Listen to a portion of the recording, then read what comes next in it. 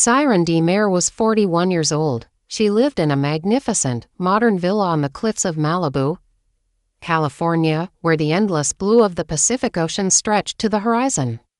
A view that mirrored the vast, deep presence she commanded. Her home was a temple of serene luxury, filled with the scent of salt air and expensive candles, a world away from the frantic energy of the San Fernando Valley.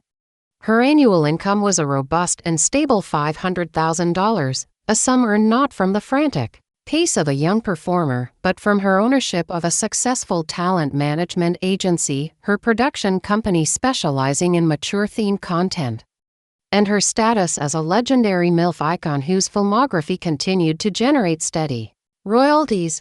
She was a queen mother of the industry, a mentor, a mogul, but the woman who now watched the sunset from her terrace, her life a picture of hard-won tranquility, was a universe away from the naive, romantic girl she had once been.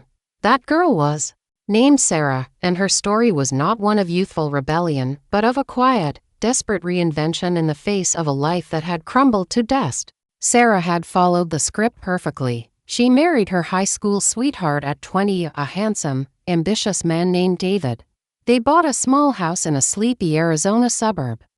And she devoted herself to being the perfect wife and, later, the perfect mother to their 2 children.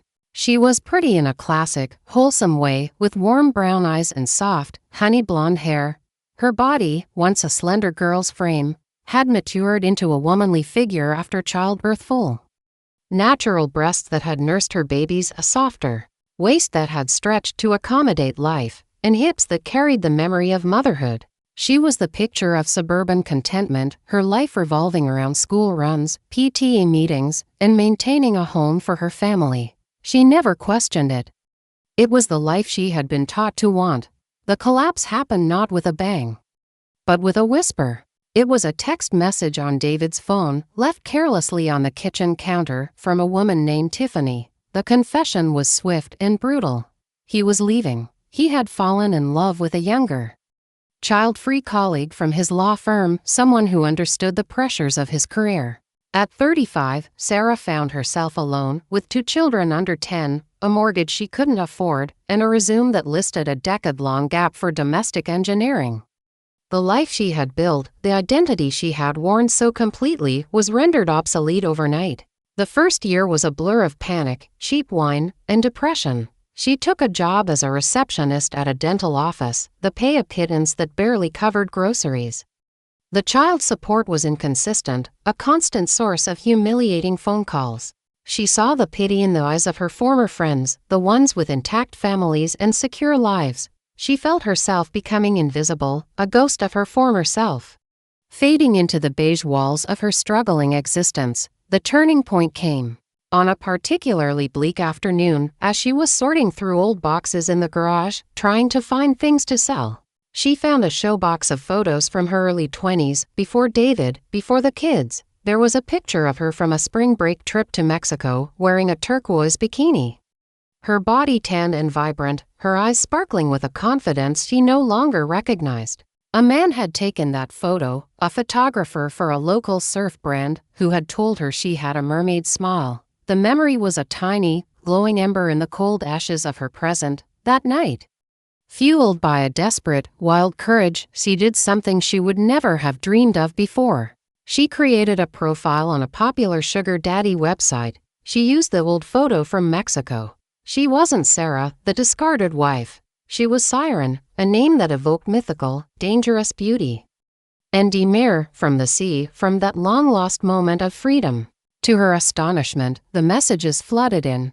Men, wealthy, powerful men, were captivated by her mature, approachable beauty. They praised her real body, her experienced eyes. It was a shocking, empowering revelation. The very things that made her feel outdated and undesirable in the suburban dating pool her age, her motherly curves were coveted in this shadowy, transactional world. She began discreetly meeting these men. The money was life-changing. It paid for her children's braces, the car repairs, the mortgage. But it was also degrading. The men, while generous, saw her as a convenience, a well-kept secret. She was still playing a role, the role of the grateful, accommodating mistress. One of her clients, a film producer, saw something more in her. "You have a presence, Syren," he told her over a ridiculously expensive dinner. "You're not a girl, you're a woman. There's a market for that, you know. A real market. In the valley." He wasn't talking about mainstream acting. He slid a business card for a well-known adult film agency across the table. The decision was agonizing. It meant crossing a line from which there was no return. It meant risking everything, especially the respect of her children, if they were ever to find out. But looking at the stack of bills on her kitchen table, feeling the crushing weight of her financial insecurity, she made a choice. It was no longer just about survival, it was about sovereignty. She would not be a secret anymore. She would take the power back. She called the agency. The woman on the phone was professional, asking for her measurements. 36, 28, 38, Sarah recited, her voice steady. "And it's all real." The agent was silent for a moment, then said, "Good. Real is what sells. Comin' on Thursday." She told her children she had landed a job as a production assistant for a film company, which was technically true. Her first shoot was terrifying. She was a decade older than every other girl on set. But when the camera focused on her, something shifted. Her nerves melted away, replaced by a profound, almost maternal calm.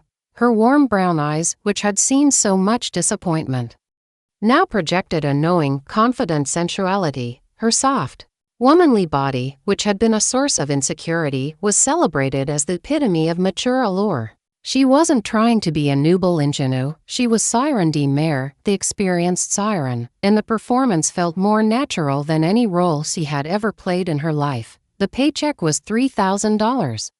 She cried in her car, not from shame, but from a staggering, overwhelming sense of liberation. She had found her sea legs in the most treacherous of waters. The first part of her journey was about survival and rediscovery. The second would be about building an empire and redefining what it meant to be a powerful woman. In a youth-obsessed world, Syren De Mer's entry into the adult film industry was a quiet revolution.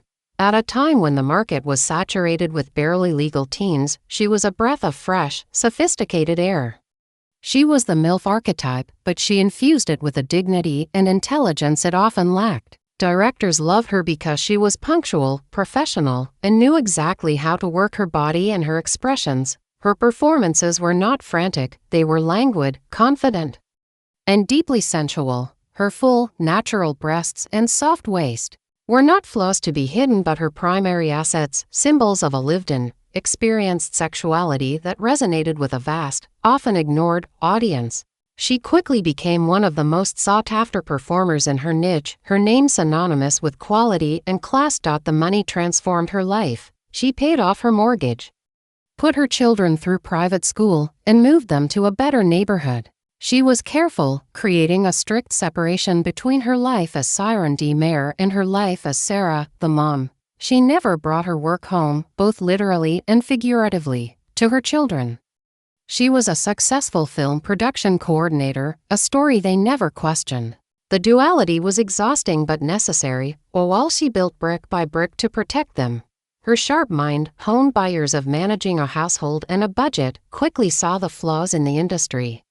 She saw young girls being exploited, signing bad contracts, and burning out fast. She saw the lack of representation for women over 35. She had started her career out of desperation, but she stayed for the power it gave her to change things. In her late 30s, at an age when most performers were considered retired, she launched her own talent agency, Syren's Call Management. She focused on representing mature performers and advocating for fair pay and safe working conditions. She became the mother hen of the industry, a fierce protector of the women who, like her, had found a second act in front of the camera.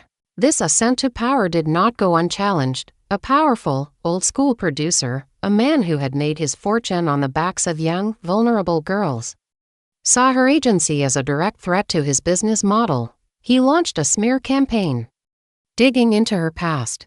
He couldn't attack her professionally, so he attacked her personally. He found a way to leak her real name and details about her children to a notorious tabloid.